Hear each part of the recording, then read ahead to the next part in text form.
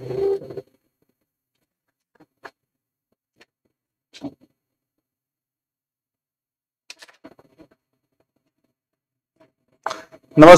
विद्यार्थी मित्रांनो, आजच्या या सेशन मध्ये तुमचं स्वागत आहे. होपफुली आशा नाही खात्रीच आहे आजचा पेपर निश्चितपणे तुमचा चांगला गेलेला असणार आहे. विशेषतः इतिहासाचे प्रश्न तर निश्चितपणे तुम्ही अटेम्प्ट केले असतील आणि ऍक्युरेट अटेम्प्ट केलेले असतील याची पूर्ण खात्री आहे मला.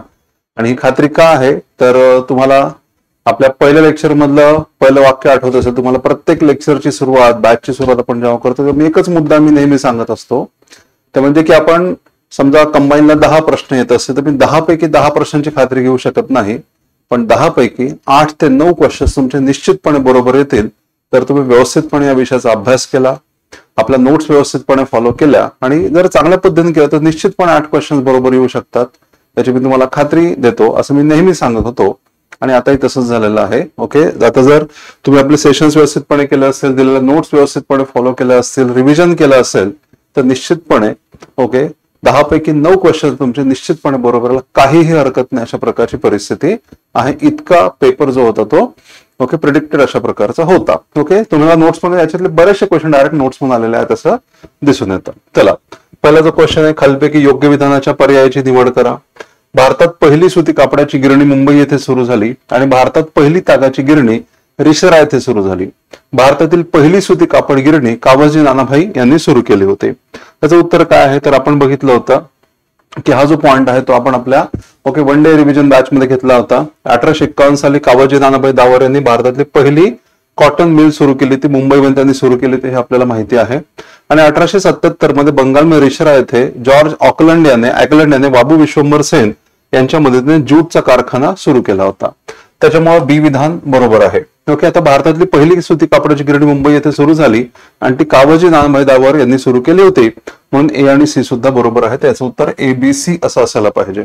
त्या संदर्भात एक छोटासा मुद्दा इथे लक्षात घ्या की तसं जर आपण बघितलं तर 1818 मध्ये लक्षात घ्या की 1818 मध्ये ब्रिटिश अधिकारी जे होते ब्रिटिशांनी 1818 मध्ये कलकत्ता या ठिकाणी फोर्ट ग्लॉस्टर मिल नावाची कापड गिरणी सुरू केली होती. फोर्ट ग्लॉस्टर मिल नावाचा fort Gloster cotton mill, fort Gloster cotton mill नावाचा कापडाचा कारखाना त्यावेळेला सुरू करण्यात आला होता. 1818 मध्ये हेनरी गावर्जर नावाच्या व्यक्तीने सुरू केला असा एक रेफरन्स आहे. पण आता इथे जर आपण बघितलं तर ते पर्यायामध्ये सुद्धा बसत नाही. लक्षात घ्या की असं कुठे दिलं नाहीये, फक्त बी आणि सी असं कुठे दिलेलं नाहीये. त्याच्यामुळे ए आणि सी सुद्धा आपल्याला बरोबर पकडावं लागतं आणि म्हणून पर्याय क्रमांक 1 हे याचा उत्तर आहे. तसं जर बघितलं तर ब्रिटिशांनी कॉटन मिल, पहिली जी कॉटन मिल आहे ती फोर्ट ग्लॉस्टर कॉटन मिल अशी कलकत्त्यामध्ये सुरू झाली. पण इथे ऑप्शन जर आपण बघितलं तर ABC हेच उत्तर त्याचं बरोबर असायला हवं. पुढचं बघा. पुढचा क्वेश्चन आहे, कोल्हापूरतील 27व्या पलटणीतील हिंदी शिपायांनी खालीलपैकी कोणाच्या नेतृत्वाखाली 31 जुलै 1857 या दिवशी बंड केलं होतं. तर हा मुद्दा सुद्धा जर आपण बघितला तर आपल्या नोट्समध्ये रामजी शिरसाटचा उठाव 31 जुलै 1857 रोजी रामजी शिरसाट यांच्या नेतृत्वाखाली 27व्या पलटणीने उठाव केला असा एक रेफरन्स या ठिकाणी आहे आणि हा प्रश्न एक्झाम मध्ये आलेला आहे. फक्त हे त्याचं उत्तर असायला हवं हे समजून घ्या. रामजी शिरसाट हा सुद्धा आपल्या नोट्स मधला पॉईंट 31 जुलै 1857 रोजी रामजी शिरसाट यांच्या नेतृत्वाखाली 27व्या पलटणीने उठाव केला होता. हा पॉईंट आपण बघितलेला होता. सतीप्रथेबद्दल शास्त्राच्या संमतीने केलेला खून असं विधान कुणाचं होतं तर राजा राममोहन राय यांचं हे वक्तव्य होतं. हे लक्षात घ्या. याचा संदर्भ असा आहे, हा पण आपल्या क्लासमध्ये नव्हता कव्हर केलेला मुद्दा, पण याचा संदर्भ असा आहे तो म्हणजे ज्यावेळेला लॉर्ड बेंटिकने सतीबंदीचा कायदा केला होता तेव्हा त्या कायद्याचं समर्थन करण्यासाठी आणि बेंटिकचं अभिनंदन करण्यासाठी राजा राममोहन रायांनी जे पत्र लिहिलं होतं, अभिनंदनाचा ठराव जो पाठवला होता, त्या अभिनंदनाच्या ठरावाबद्दल आपण क्लासमध्ये बोललो होतो, पण स्पेसिफिकली हे स्टेटमेंट आपण नव्हतं डिस्कस केलं कधी. तर मग राजा राममोहन रायांनी त्याचं त्या अभिनंदनाच्या प्रस्तावामध्ये जे पत्र लिहिलं होतं त्याच्यामध्ये त्यांनी हे विधान केलं होतं, ते म्हणजे सतीप्रथा म्हणजे शास्त्राच्या संमतीने केलेला खून असं विधान राजा राममोहन राय यांचं आहे.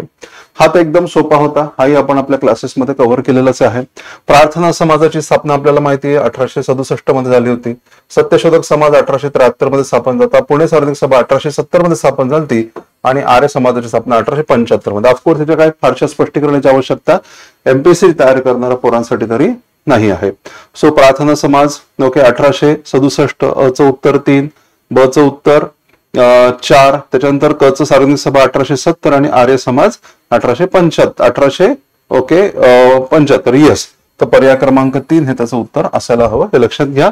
हा सोपा होता आणि हा डायरेक्टली कव्हर केलेला आहे आणि आलेला आहे. बघा हा आपण आपल्या रेग्युलर बॅचेस मध्ये सुद्धा हा पॉईंट होतो कव्हर, आणि त्याच्यानंतर आपण वन डे रिव्हिजन बॅच मध्ये सुद्धा कव्हर केला. आर्य समाज 1875, त्यानंतर सत्यशोधक समाज 1873, त्याच्यानंतर मग ओके प्रार्थना समाज 1867. इथं मी सांगितलं होतं की ओके सुरुवातीला 1867 मध्ये मुंबईकर तरुणांची ईश्वर भक्त्यर्थ मंडळी या नावाने स्थापन झालता, आणि नंतर मग ऑक्टोबरमध्ये प्रार्थना समाज हे नाव त्यांनी घेतलं होतं. असं पॉईंट आपण कव्हर केलं. पुणे सार्वजनिक सभा सुरुवातीला 1867 मध्ये पुणे असोसिएशन या नाव स्थापन झाले, मग 1870 मध्ये पुणे सार्वजनिक सभा असं नाव घेतलं होतं. हा पॉईंट आपण ऑलरेडी कव्हर केला होता आणि हा सुद्धा एक्झाम मधला प्रश्न आहे, लक्षात घ्या. ओके त्यानंतर कामगार हितवर्धक सभा या संघटनेची स्थापना करून कामगारांना शिक्षण कायदेशीर सल्ला देण्याचं काम खालीपैकी कोणी केलं होतं. हा सुद्धा आपण आपल्या कामगार चळवळीच्या टॉपिक मध्ये कव्हर केलेला ओके डायरेक्ट आलेला क्वेश्चन आहे, लक्षात घ्या. तर भिवाजी नरे, सीताराम बोले आणि हरिश्चंद्र तालचेरकर अ, ब आणि ड हे या प्रश्नाचं उत्तर आहे. ज्या मुलांनी आपलं कामगार चळवळीचं सेशन केलं, ज्यांच्या नोट्स आहेत त्या नोट्समध्ये स्पष्टपणे हा मुद्दा दिलेला आहे. अ ब ड हे त्याचं उत्तर आहे. होम रूल म्हणजे काय, तर हा मुद्दा सुद्धा मी क्लासमध्ये कव्हर केला होता. मला आठवत आहे की जेव्हा आपण आपलं वन डे रिव्हिजन तयार घेत होतो, होम रूल ही संकल्पना मी क्लासमध्ये समजावून सांगत होतो. त्याला बऱ्याच मुलांना असं वाटत होतं की हे एवढं डीप मध्ये आपल्याला आवश्यक आहे का वगैरे वगैरे. पण मग लक्षात घ्या की हे काही दिवसांपूर्वीची गोष्ट आहे, डायरेक्ट एक्झाम मध्ये क्वेश्चन आहे होम रूल म्हणजे काय. त्या ठिकाणी आपण ही बघितलं होतं की वेगळ्या डिक्शनरीनुसार होम रूलचा अर्थ काय हे असं आपण बघितलं होतं, आणि त्यानुसार मग होम रूल याचा अर्थ काय असतो, तर इथे इंग्रजाच्या जोखडातून मुक्त होणं म्हणजे कंप्लीट स्वातंत्र्य अशी ही संकल्पना, त्याच्यामुळे त्याच्यामध्ये येत नाही.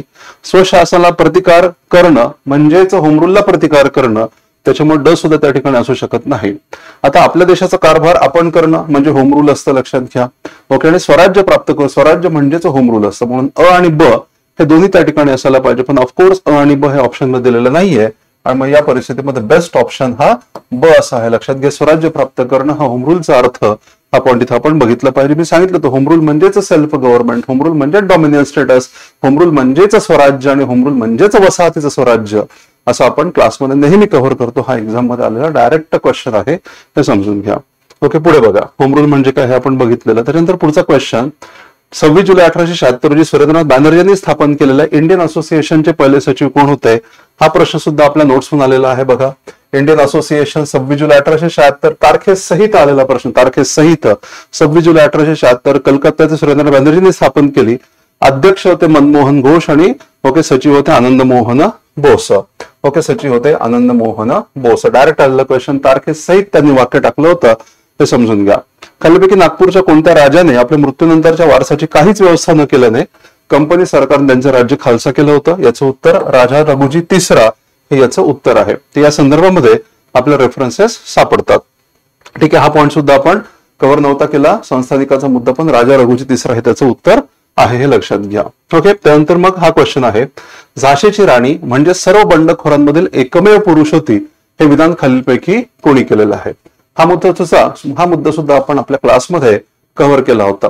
जेव्हा आपण 1857 उठाव डिस्कस करतो, 1857 उठावामधलं महत्वाचं नेतृत्व कोण होतं, 1857 उठावाचा बिमोड कोणत्या ब्रिटिश अधिकाऱ्याने केला, याची चर्चा करत असताना मी नेहमी हा मुद्दा सांगतो की ह्युरोज नावाचा जो अधिकारी होता त्याने पहिल्यांदा झाशीला वेढा घातला होता. मग आपल्या झाशीच्या राणी लक्ष्मीबाई ज्या होत्या त्या वेढ्यातून निसटल्या, मग त्या ग्वालियर या ठिकाणी गेल्या. मग तात्या टोपे आणि झाशीची राणी लक्ष्मीबाई यांनी ग्वालियरला वेढा घातला आणि मग ह्युरोज तिथे सुद्धा चालून आला. मग ह्युरोजशी झालेल्या त्या लढाईमध्ये झाशीची राणी लक्ष्मीबाई यांचा मृत्यू झाला आणि मग ह्युरोजने त्यांचा पराक्रम बघून ह्युरोज त्या ठिकाणी नतमस्तक झाला आणि ते म्हणतो की या ठिकाणी एक अशी स्त्री आहे, धारातीर्थी पडलेली आहे, ओके, जी स्त्री उठावकर्त्यांमधली बंडखोरांमधली पुरुष आहे. म्हणजे धैर्यशीलता, वीरता या गोष्टींची जर तुलना आपण ओके पुरुषांशी जर केली तर मग अशा प्रकारचे गुण राणीमध्येच होते असं ह्युरोज या ठिकाणी म्हणालेला होता. या संदर्भात एक छोटासा पॉइंट आपण बघूयात. झाशीच्या राणीचा मृत्यू झाला, तिचा देह ह्युरोजने डोक्यावरची हॅट काढली आणि तो असं म्हणाला,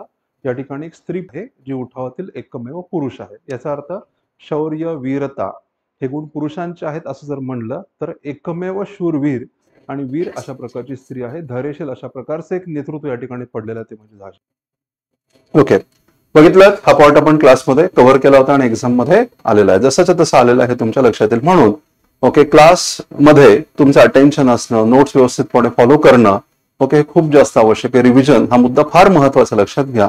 असं की एक्झाम मध्ये डायरेक्ट फायदा होतो. मी नेहमी सांगतो ही गोष्ट, आणि हे आता आपल्याला एक्झाम मध्ये दिसून येते डेफिनेटली. चला ओके, पुढचा क्वेश्चन होता 27 जुलै 1889 रोजी लंडन येथे राष्ट्रीय काँग्रेसच्या ब्रिटिश इंडिया कमिटीच्या स्थापनेमध्ये खालीलपैकी कोणत्या व्यक्ती संबंधित होत्या. हा प्रश्न सुद्धा आपल्या नोट्समध्ये होता आणि हा प्रश्न एमपीएससी ऑलरेडी एकदा विचारलेला सुद्धा होता, कंबाईनच्या एक्झाम आलेला होता. मी नेहमी सांगत होतो रिव्हिजन ओके, आणि त्याच वेळेला पीवायक्यू खूपदा मी त्याला बंबार्डमेंट केले होते आणि अजूनही करतो. बऱ्याचदा मुलांना असं वाटतं की सर पीवायक्यू एवढा का भर देतात.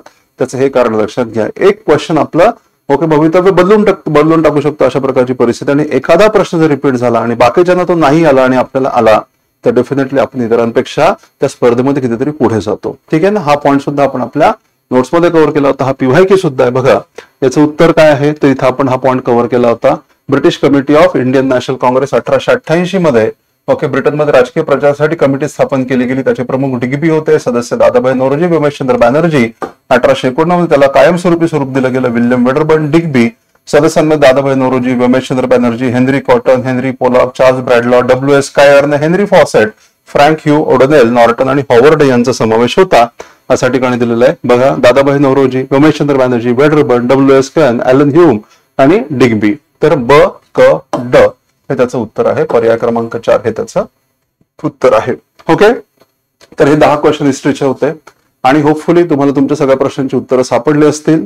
आणि जसं मी तुम्हाला सांगितलं की या प्रश्नांचं जर मी पुन्हा एकदा सांगतो, आपण आपल्या क्लासच्या नोट्स व्यवस्थितपणे फॉलो केलं, डिस्कशन्स व्यवस्थितपणे फॉलो केलं, त्याचं रिव्हिजन वारंवार केलं, तुम्ही अभ्यास निश्चित करता. बऱ्याचदा रिव्हिजन मध्ये आपण मार खातो.